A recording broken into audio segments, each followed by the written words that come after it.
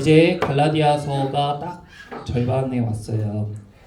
우리가 이제 계속 율법과 믿음의 관계를 살펴보고 있는데 이제 이것이 정리가 좀 되고 계시죠? 아, 이런 것이 믿음으로 사는 삶이고 율법은 이런 것이구나.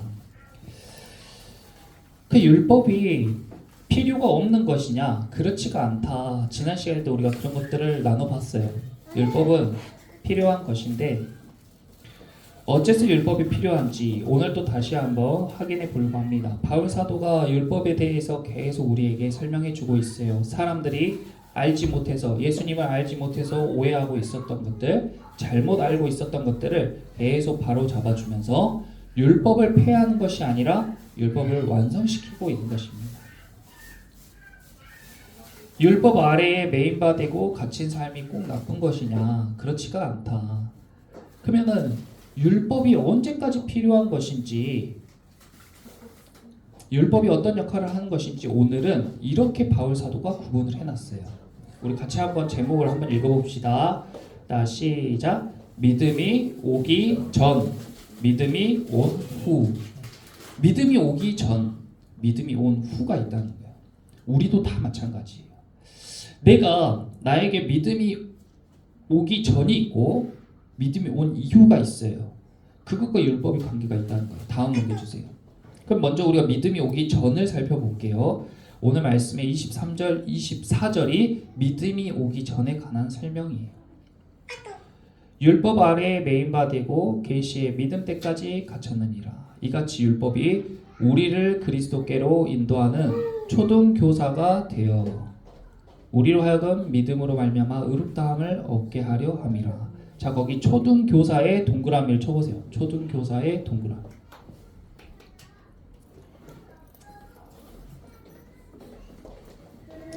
율법이 어떤 역할을 하냐? 율법은 우리에게 초등교사의 역할을 하는 거예요. 다음 넘겨주세요. 이 초등교사라는 것은 헬라어로 파이다고고스라고 해요. 파이다고고스. 우리도 초등학교를 다니잖아요. 초등학교를 다니는 그 초등학생들을 가르치는 교사가 초등교사잖아요. 근데 조금 더 디테일하게 들어가 보면 이 바울이 이야기하는 초등교사란 파이다고고스란 고대 그리스 시대에 주인의 자녀를 돌보는 특별한 노예들을 가리켜요. 그러니까 이 주인들이 자기 자식을 가르칠 때 자기가 직접 가르치지 않고 지혜롭고 능력이 좋은 종을 그 초등교사로 자녀에게 딱 붙여주는 거예요. 그러면 그 자녀는 성장할 때까지 그 초등교사에게 여러 가지 것들을 배우게 됩니다. 율법이 이런 역할을 한다는 거예요. 다음 넘겨주세요. 자, 이 초등교사가 하는 역할이 무엇인가? 그러면 이 초등교사는 6살 정도부터 약 16세 정도까지 계속 가르치는 역할을 하는데 첫 번째가 학교에 데려다주고 데려오는 일을 해요. 이 시대에도 학교에 보내요. 우리가 바울의 이 성장기를 배울 때에 그리스 로마식의 그런 학문도 배우고 유대인의 그런 학문도 배웠다고 우리 나눴잖아요. 학교를 가서 배운단 말이에요. 근데 이 초등교사가 어린이니까 걔를 데려다 줬다가 끝나면 또 데리고 오고 우리 부모님이랑 똑같아요. 그런 역할을 한다는 거예요. 두 번째는 일상을 돌보고 도덕적으로 가르쳐요. 평소에 이 아이가 뭘 잘못했어. 그럼 그건 하면 안 됩니다. 이건 해도 됩니다. 이건 이래서 하면 안 됩니다. 저건 저래서 해도 됩니다. 이것은 도덕적으로 맞지 않습니다. 이건 도덕적으로 옳습니다. 이런 것들을 조목조목 옆에서 계속 지켜보면서 알려주는 역할을 하는 게 초등교사예요. 그러니까 6살, 7살짜리 어린애가 아무것도 모르고 막 장난치고 만지고 싶은 거 다 만지고 하고 싶은 걸 다 할 때에 그런 것들을 제재해주고 무엇이 옳고 무엇이 잘못된 것인지를 10년 이상 계속 알려주는 역할을 이 초등교사가 하는 거예요. 다음 세 번째로 한문을 가르치는 일을 해요. 수학도 가르쳐줘요. 글도 가르쳐줘요. 글 쓰는 법도 알려주고 읽는 법도 알려주는 거예요. 그리고 사회도 알려줘요. 과학도 알려주고 지금 시대 같으면 영어도 알려주고 예체능도 다 알려주는 거예요. 그렇게 사람은 배워야 됩니다. 이 초등교사에게 이렇게 잘 배운 사람은 성인이 되어서 이제 더 이상 이 초등교사가 필요하지 않게 돼요. 다음 넘겨주세요. 그래서 성인이 되면 이 초등교사가 어떻게 돼요? 아무런 권한을 갖지 못하고 그 자기가 가르쳤던 그 사람의 종이 돼요. 아무 권한이나 역할이 없게 돼요. 성인이 되면 그냥 그 사람을 종으로 부리게 된단 말이에요. 우리가 잘 아는 알렉산더 대왕이 바로 이 유명한 예인데, 알렉산더 대왕을 가르쳤던 선생이 누구냐면 아리스토텔레스죠. 어렸을 때부터 탁월한 가르침을 받았기 때문에 그는 30대의 나이에 전 세계를 제패하는 사람이 될 수가 있었어요. 그만큼 교사의 역할이 중요하다는 겁니다. 다음 넘겨주세요. 그러니까 초등교사가 필요한 사람은 어떤 사람이에요? 어린 아이예요. 근데 사람은, 우리의 육체는 시간에 따라서 몸이 성장합니다. 우리가 어떻게 하든지 어떻게 살아가든지 관계가 없이 시간이 지남에 따라서 성장해요. 나이를 먹고 성장해요. 그런데 영적인 나이라는 것은 시간과 전혀 무관한 거예요. 그래서 영적인 나이라는 것은 영적으로 성숙함을 가지고 영적인 양분을 가지고 영적인 활동을 가지고 성장하게 되는데, 이것을 모르고 살아가는 사람은 육체적 나이가 죽을 때가 다 되어서까지 그냥 어린 아이로 살아가다 죽는 거예요. 그러니까 우리가 심리적인 용어나 과학적인 용어로도 어른 아이란 이야기도 있잖아요. 어째서 저 사람 나이를 저렇게 먹어서도 저렇게 어린애같이 행동하지? 그냥 그 사람 어린 아이인 거예요. 어린 아이의 특징이 뭐예요? 고린도전서 13장 11절에 어린 아이의 특징을 이렇게 이야기했는데, 우리 같이 한번 읽어봅시다. 시작. 내가 어렸을 때는 말하는 것이 어린아이 같고 깨닫는 것이 어린아이와 같고 생각하는 것이 어린아이와 같다가 장성한 사람이 되어서는 어린아이의 일을 버렸노라. 그러면 우리가 율법이 언제 필요한 거예요? 어린아이일 때 필요한 거예요. 그러면 우리가 율법이 언제 필요 없는 거예요? 장성한 사람이 되어서는 필요가 없는 거예요. 어린아이에게는 필요한 거예요. 어린아이 같은 사람이 얼마나 많아요. 말하는 것이 어린아이 같아요. 나이를 먹어도 어떻게 그렇게 말을 그렇게 하는지, 상대방이 상처 주는 말을 할 수도 있고 철없는 말을 할 수도 있고 부정적인 말을 할 수도 있고 분위기를 깨뜨리는 말을 할 수도 있고 기분이 다운되게 하는 말을 할 수도 있어요. 자녀를 기르는데 자녀에게 전혀 득이 되지 않는, 자녀의 성장에 안 좋은 영향을 미치는 말을 할 수도 있어요. 그런데 장성한 사람은 어때요? 말을 함부로 하지 않아요. 가려서 할 수 있어요. 남을 세워주는 말을 해요. 분위기를 좋게 하는 말을 해요. 사람들이 하나 되게 하는 말을 한단 말이에요. 어떻게 그렇게 할 수 있어요? 배워서 하는 거예요. 어렸을 때 잘 배운 사람이 그렇게 할 수 있는 거예요. 어렸을 때 소양을 갖춘 사람이 그렇게 할 수 있는 거예요. 어렸을 때 그런 경험을 해본 사람이 그렇게 할 수 있는 거예요. 그런 어른을 보고 배운 사람이 그렇게 할 수 있는 거라 그거예요. 깨닫는 것도 똑같아요. 똑같이 예배를 드리고 똑같이 말씀을 나누고 똑같이 배워도 어린아이는 딱 어린아이 수준으로밖에 소화를 못해요. 우리가 지금 여기서 다 같이 예배를 드리잖아요. 그래도 노아랑 노엘이 수준으로밖에 소화를 못하는 거예요. 깨닫는 것이 어린아이 같아요. 그러니까 자기가 아무리 자기 머리로 하나님을 알려고 해도, 하나님을 믿고 싶어도 자기 수준만큼밖에 소화를 못 시키는 거예요. 그러니까 우리가 할 건 뭐예요? 먼저 할 건 우리가 성장하는 것이죠. 장성한 사람이 되도록 노력을 해야죠. 시간이 필요한 거예요. 한 번에 신앙생활은 한 방에 큰 은혜로 확 바뀌는 그런 게 아닙니다. 하나님은 아담의 때부터 계시록 때까지 오랜 시간을 참으시면서 서서히 사람들에게 알게 하시고 변화시키시고 자기의 뜻과 계획을 이루어 가세요. 근데 우리는 너무 마음이 급한 거예요. 그래서 막 한 방에 돈도 로또 당첨돼서 한 방에 벌어버리고 싶고 내 인생도 한 방에 역전시켜버리고 싶고 배운 것도 어떻게 짧게 한 방에 유튜브 같은 걸로 확 배웠으면 좋겠고, 근데 그런 건 없다는 거예요. 성장한다는 것은 시간을 가지고 서서히 자라가는 겁니다. 생각하는 것이 어린아이 같아요. 자기밖에 모르는 사람들도 있고 부정적으로 생각하는 사람들도 있고 교회에서 신앙생활을 할 때에도 생각하는 것이 어린아이 같아. 저 교회에 밥이 맛없다고 교회 안 나가는 사람 봤는데 너무 황당해요. 교회에 밥 먹으러 가는 게 아니잖아요. 물론 다른 이유도 있을 수 있겠지만 그 이유 때문만이라면 너무 황당한 것이죠. 그 외에도 생각하는 것이 딱 어린아이 수준. 자기 감정의 중심이 되고 치우치는 그런 것들. 그런 사람들한테 뭐가 필요해요? 율법이 필요한 거예요.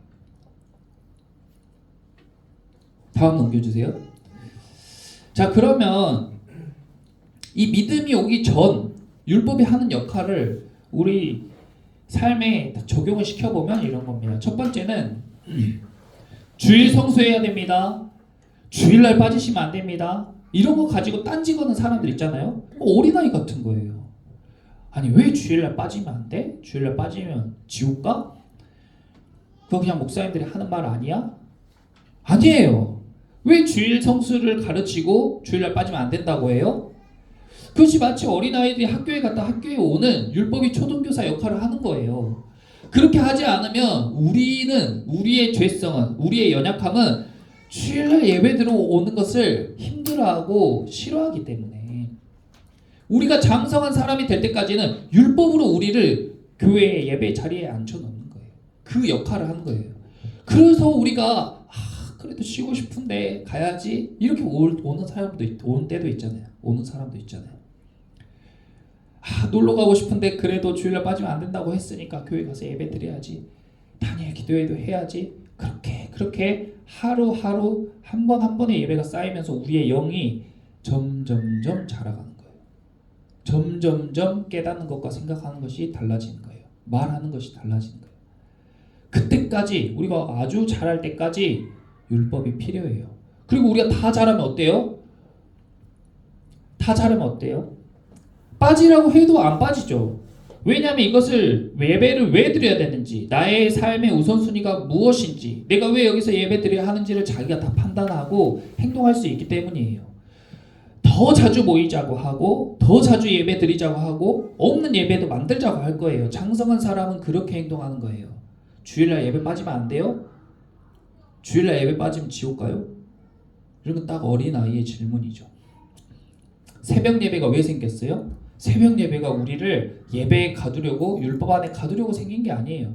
성도들이 예배가 너무 좋아가지고 예배를 드리고 싶은데 예배가 일주일에 한 번밖에 없으니까 목사님 저 매일 예배 드리고 싶은데 평일에도 예배하면 안 돼요? 수요일에도 예배하고 금요일도 예배하고 평일에도 예배하면 안 돼요? 그래서 평일날 다 같이 예배할 수 있는 시간, 다 같이 일하고 다 같이 가정도 돌봐야 되는데 다 같이 모일 수 있는 시간, 새벽에 모여서 예배 드리는 거예요. 사모함으로, 감사함으로. 다음, 일상생활을 어떻게 해야 되는지, 또 도덕적으로 어떻게 판단해야 되는지 알려줘요. 우리가 예수님을 닮아가잖아요. 법이 필요 없어져요. 법 없이도 살 사람들이 다 돼요. 근데 그 전에, 믿음이 오기 전에는 율법이 필요해요. 하나님의 말씀을 보면서 이런 게 죄였구나, 이런 게 잘못이었구나. 내가 마음에 미워하는 사람이 있고 용서하지 못한 게 이런 잘못이었구나. 몰랐잖아요. 우리가 몰랐잖아요. 말씀을 알기 전에, 율법을 알기 전에 몰랐잖아요. 너희가 이웃을 미워하는 것이 곧 살인한 것이다. 몰랐잖아요. 다른 사람을 보고 마음의 음욕을 푸는 것마저 가늠한 것이다. 몰랐잖아요. 그렇게 알아가는 거예요. 하나하나. 그렇게 알아가다 보면, 배워가다 보면 어느새 우리 영이 성장해 있고, 그러면 그 부분에 믿음이 온 이후에는 더 이상 법이 필요 없죠. 왜냐하면 그렇게 하라고 해도 우리가 이제 안 할 것이니까. 그걸 바탕으로 우리의 삶과 이 상황을 판단할 수 있는 능력이 생겼으니까. 그것이 믿음으로 사는 삶인 거예요. 근데 그 이전에는 필요하다고요. 모르면서, 성경도 안 읽고 모르면서 교회 다닌다고 막 자기 생각대로 막 주장하는 사람들 있어요. 어린아이 같은 거예요. 몰라서 그런 거예요.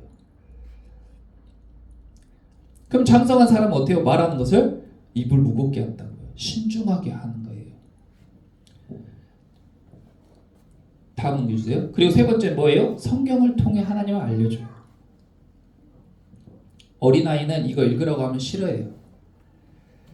이걸 읽으라고 하면 싫어해요. 이걸 공부하자고 하면 싫어한단 말이에요. 그래도 이것을 어떻게든 가르치고 읽게 하고 배우게 하는 게 어른의 역할이죠. 우리가 학교에서 공부하기 싫어하는 자녀들을 학원도 보내고 학교도 보내서 가르치는 것처럼 영적으로 어린아이인 사람들에게 어떻게든 말씀을 먹이고 하나님을 가르친단 말이에요. 그런데 성장하면 성장할수록 이제 장성한 사람이 되면 어때요? 이 성경의 말씀이 너무나 고마운 거예요. 어떤 사람은 이 성경을 가지고 지금 시대의 성육신이라고 했어요. 예수님께서 2000년 전에 인간의 몸을 입고 오신 것처럼 우리가 사는 이 시대에는 예수님께서 이 책의 모습으로 우리 곁에 계신다고 이야기한 사람도 있어요. 어떤 사람은 아니 우리도 베드로나 바울, 요한이나 야고보처럼 우리가 사는 시대에 예수님 오셔가지고 병자도 낫게 하고 귀신도 내쫓고 보리떡 5개와 물고기 2마리로 5,000명을 먹이고 이런 걸 보면 나도 다 믿지. 그거 보고 안 믿을 사람이 어디 있어. 아 정말 부럽다 하겠지만 그 시대 사람들이 우리를 바라봤을 때는 저렇게 말씀을 주는데 왜 믿지 못하지? 이 성경이 있으면 안 믿을 사람이 없었겠다고 생각했을 거예요. 다 사람은 자기 상황화예요. 그러니까 어린아이는 내가 갖지 못한 것, 남이 갖고 있는 것을 크게 보고 장성한 사람들은, 어른들은 내가 가진 것, 내가 받은 것에 감사하며 살 줄 아는 거예요. 배우기를 더 힘쓰는 거예요. 내가 아는 것이 다가 아니라 내가 정말 모른다는 사실을 안 것을 감사하게 살아요. 소크라테스가 세대 4대 성인이죠. 역사상 가장 지혜로운 사람 중에 한 사람이라고 하는데 그 소크라테스가 평생에 자기 학문을 압축해서 사람들에게 당신이 그렇게 공부하고 고민해서 알아낸 게 뭡니까? 했을 때 소크라테스가 한마디 했어요. 뭐라고 했냐면 나는 내가 알지 못하는 것을 알았다 이랬어요. 그것을 아는 것만 해도 성숙한 거예요. 근데 알지 못하는 사람이 아는 채, 잘난 채, 박사들. 제가 사적인 자리를 가는데 제가 목사잖아요. 저도 다 몰라요. 그런데 누군가 저에게 하나님을 물어요. 그래서 제가 이야기하려고 했는데 옆에서 야 그거는 이러고 쫙 설명을 다 한 사람들이 있어요. 근데 교회도 안 나가 심지어. 근데 하나님 박사야. 왜 그래요? 잘 몰라서 그런 거예요. 책도 많이 읽은 사람보다 한 권 읽은 사람이 더 무섭대요. 그런 사람이 할 말이 더 많은 거예요. 믿음이 오기 전에 율법은 그래서 우리에게 필요해요. 율법은 우리에게 예배의 자리를 오게 해주고 또 우리의 삶 가운데 분별하게 해주고 그리고 우리에게 하나님을 알려주는 거예요. 그 역할을 하는 거예요. 근데 하나님을 알게 되면요. 그러면 더 이상 이제 율법이 필요 없어요. 왜냐하면 우리가 모든 것이 다 하나님을 나타내기 때문에 모든 것을 통해서 이제 우리가 하나님을 스스로 알아가는 경지가 되니까. 여러분들 다 그렇게 되시기를 축복합니다.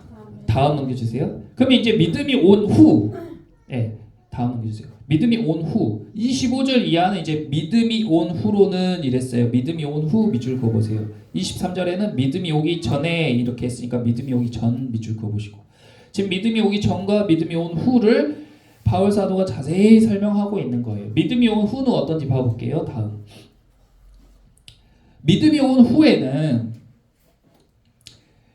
우리가 초등교사 아래에 있지 아니하도다. 너희가 다 믿음으로 말미암아 그리스도 예수 안에서 하나님의 아들이 되었으니 누구든지 그리스도와 합하기 위하여 세례를 받은 자든 그리스도로 옷 입었느니라. 거기 밑줄 그어보세요. 그리스도로 옷 입었느니라. 믿음이 온 이후의 특징은 그리스도로 옷 입는다는 거예요. 그러면 그 전에는 뭘로 입어요? 그리스도가 아닌 것으로 옷 입고 살아요.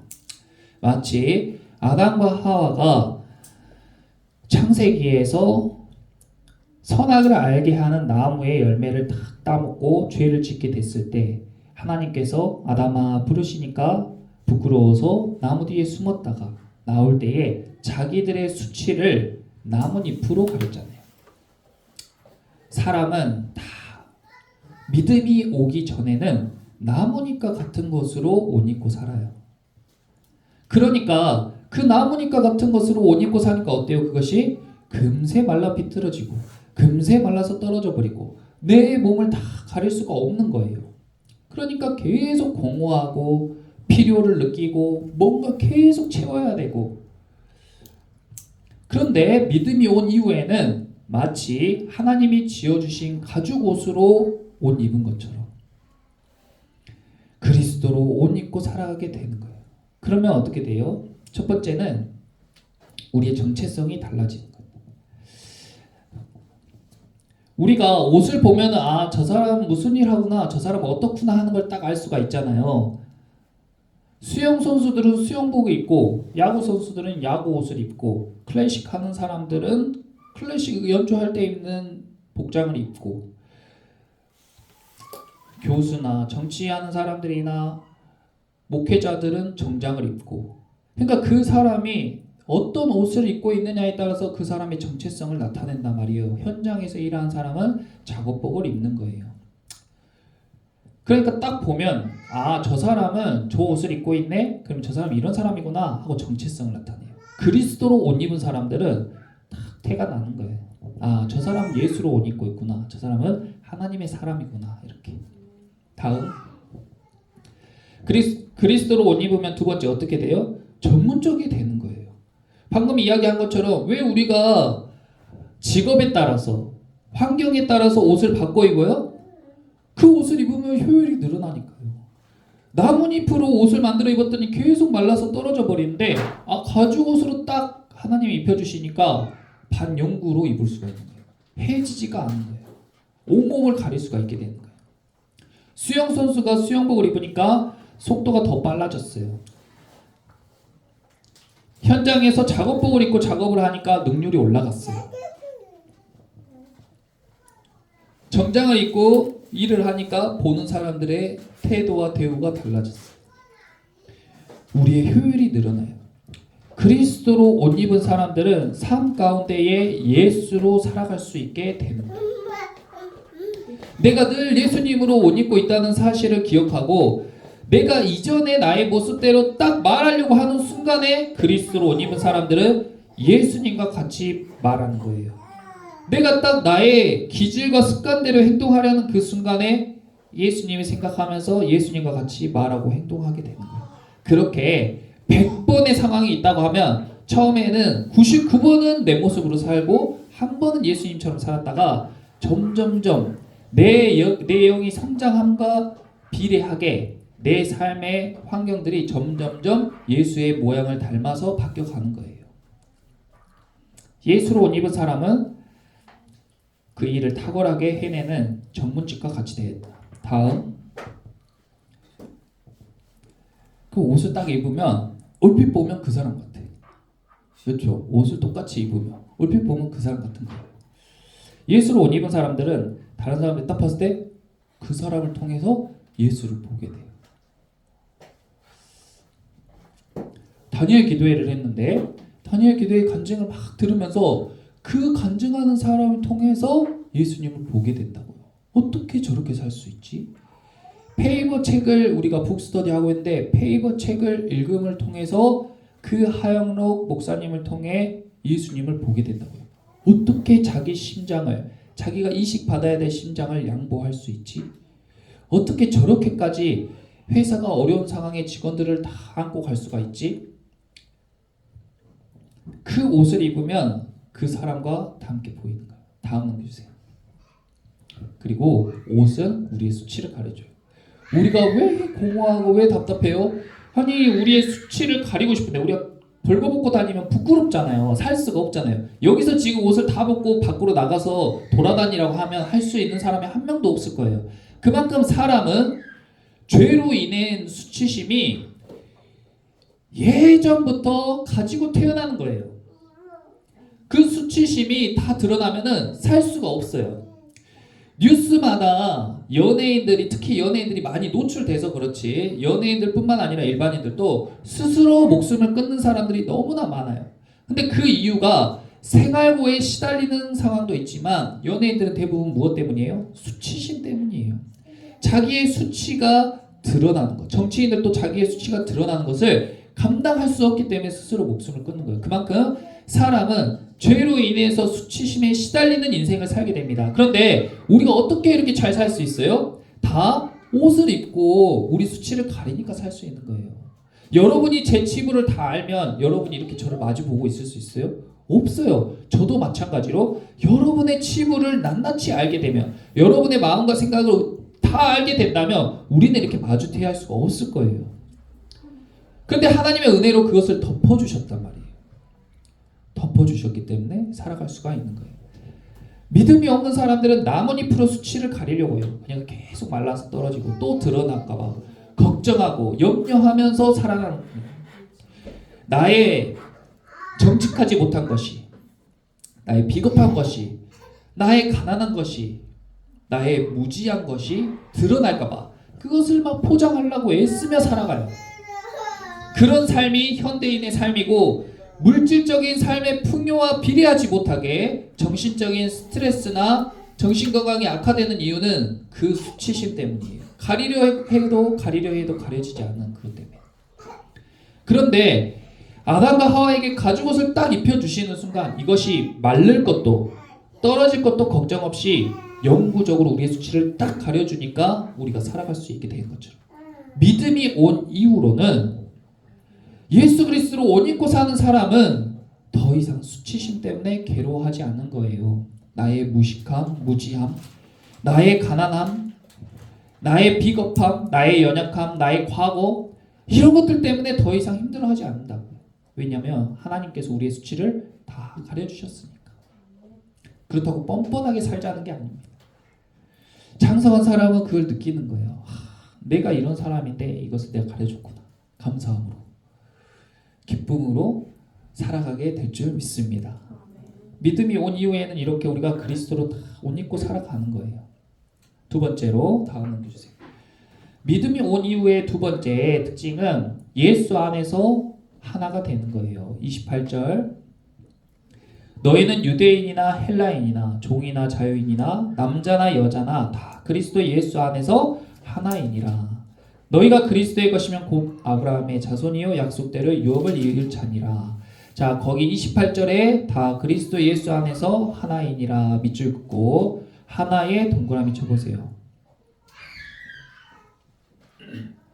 그러면 믿음이 온 후로는 우리가 하나예요. 그러면은 믿음이 오기 전에는요, 다 각자 뿔뿔이 흩어져 있다는 거예요. 분열해 있다는 거예요. 예수님은 하나 되게 하시는 줄 믿습니다. 마귀는 분열시키는 거예요. 악은, 어둠은 분열시키는 거예요. 그럼 우리가 분열하는 이유가 뭔가? 첫 번째로는 유대인, 그 1번하고 유대인이나 헬라인, 거기 밑줄 그어보세요. 첫 번째 왜 분열하냐? 문화적으로 다르기 때문에 분열하는 거예요. 부부 사이에도 분열할 수 있죠. 교회 안에서도 충분히 분열할 수 있어요. 이웃들과는 뭐 말할 것도 없고 직장 생활에서도 분열합니다. 왜 분열해요? 문화가 달랐어요. 자기가 어려서부터 지금까지 성장하던 그 경험과 그 과정들, 그 배움들이 다르고, 사는 곳이 다르고, 사용하는 언어가 다르고, 먹는 음식이 달라요. 그렇게 다르게 성장하다 보니까 생각하는 것도 다르고 판단도 다른 거예요. 문화가 다르니까 유대인과 헬라인이 부딪힐 수밖에 없는 거예요. 하나가 될 수가 없어요. 원수가 되면 원수가 되지 하나 될 수 없어. 그런데 예수 그리스도로 옷 입으면 어떻게 돼요? 그리스도 안에서 하나가 되는 거예요. 바울 사도를 통해서 지금 갈라디아 교회가 그런 위기를 겪고 있어요. 유대인과 헬라인이 분열하기 시작했단 말이에요. 다른 복음이 들어오니까 분열하기 시작했어요. 그런데 바울 사도가 갈라디아서를 통해서 다시 한번 그들에게 복음에 대해서 상기시킬 때 그 유대인과 헬라인이 하나 되는 거예요. 다음, 두 번째로 종과 자유인. 계급적으로 우리는 분열하게 돼 있어요. 그 당연하다고 생각할 수 있는데 당연하지 않아요. 성경은 그것이 당연하지 않다고 이야기합니다. 종이랑 주인은 당연히 계급이 분리되어 있죠. 생활 환경도 다르고 먹는 거 입는 거 다 달라요. 그러니까 같이 겸상하기도 싫어하죠. 같이 행동하는 것도 싫어해요. 우리가 사는 시대는 자본주의 시대인데 어느새 우리에게 깊숙하게 무의식 중에 그런 자본주의의 사상이 깊게 깔려 있어가지고 보이지 않는 계급을 스스로 만들어버립니다.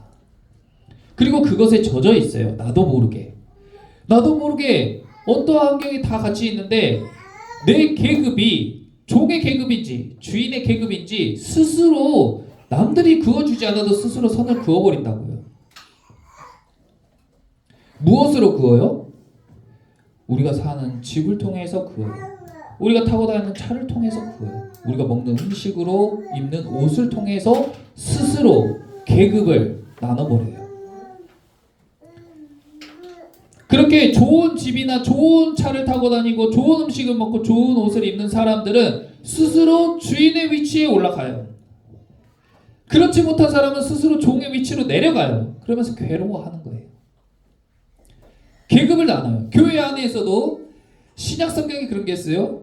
부자고 헌금을 많이 한 사람은 좋은 자리, 이쪽 앞쪽에 앉으세요. 장로님, 집사님 여기 앞쪽에 앉으세요. 좋은 자리에 앉으세요. 그리고 노숙자같이 헐벗고 가난한 사람, 계급적으로 위치가 낮은 사람, 앞으로 오지 말고 저기 뒤에 거기 누구 앉아야 되니까 저기 옆에. 교회 안에서도 일상생활에서도 무의식적으로 우리가 몸에 너무 그런 것들이 찌들어 있어가지고 부자인 사람이 나한테 10,000원짜리 한 장 안 줘도 그냥 몸이 숙여져요.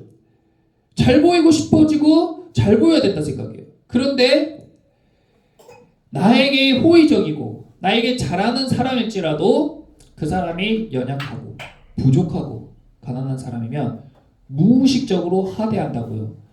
우리 목포 땅에 온 동남아 사람들 무시한다고요. 계급적으로 무시하는 거예요. 은근히 마음속으로 무시한다고요. 내가 뭐라고.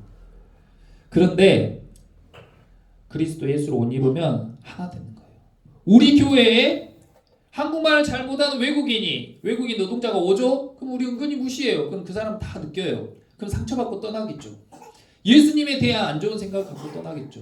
그런데 우리 교회에 연약한 사람들, 나이 드시고 가진 것 없는 사람, 외국인 노동자들, 한국말 잘 못하는 사람들 와서 따뜻한 사랑을 느끼고 그런 벽을 다 허물어서 하나됨을 느낀다면 그 사람은 하나님께 감사하겠죠. 예수님을 찬양하겠죠. 그렇게 하나님께 영광을 올려드리는 거예요. 헬라인들과 유대인들은 서로 무시했어요. 각자의 이유 때문에. 그런데 바울 사도를 통해서 그들이 하나 된 겁니다. 다음 세 번째는 뭐예요? 남자와 여자 성적인 분열. 엄청나게 많은 시간 여자들이 힘든 시간을 살아왔죠. 남자 중심의 사회가 대부분이었기 때문에 여성들이 힘든 세상을 살아왔습니다. 그런데 우리가 사는 이 시대에는 지금 시대가 바뀌어가지고 이제 여성들이 득세하는 시대가 돼버렸어요. 나쁘지 않아요. 여성들의 인권이 회복되고 페미니즘 운동이 시작된 것은 기독교 정신으로 시작된 겁니다. 노예가 왜 해방됐어요? 기독교 정신으로 해방된 거예요.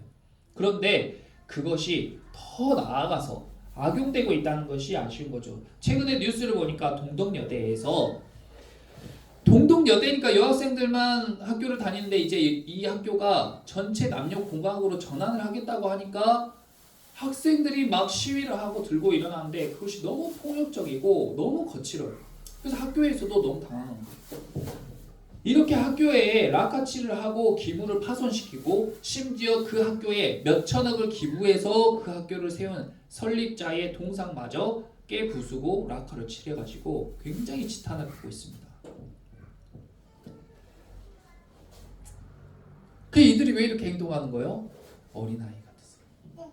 잘 모르니까.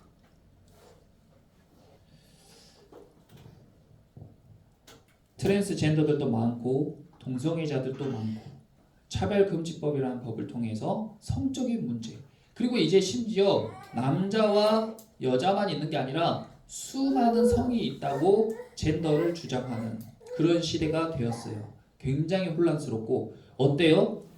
그러니까 하나님은 인간을 남자와 여자로 창조하셨는데 둘이 하나가 되게 하셨어요. 이것이 하나님의 신비고 비밀이죠. 근데요, 어둠은, 악은 쪼개는 거예요. 분열시키는 거예요. 남자와 여자뿐만 아니라 여러 성으로 쪼개는 거예요. 사람들도 분열시키는 거예요. 그렇게 우리는 스스로 지옥 같은 세상을 만들어 가는 겁니다. 다음 넘겨주세요. 믿음이 오기 전과 믿음이 온 이후, 믿음이 오기 전에 율법이 필요하다는 것을 우리가 알았어요. 율법은 버려야 될 게 아닙니다. 교회에서 예배 참석하세요, 이런 거 봉사하세요, 헌금하세요, 이런 것들이 교회를 위해서, 목회자를 위해서 그런 게 아니란 말이에요. 믿음이 오기 전 어린아이와 같은 사람들을 위해서 그런 것들을 알려주고 따라가면서 성장하는 거예요. 따라가면서 성장하는 거라고요. 아깝죠? 어렸을 때 예전에 우리 교회에 조카가 온 적이 있는데, 그 조카가 왔을 때에 부모님이 애야 교회 가서 이거 헌금해라 하고 헌금을 줬어요. 2,000원인가?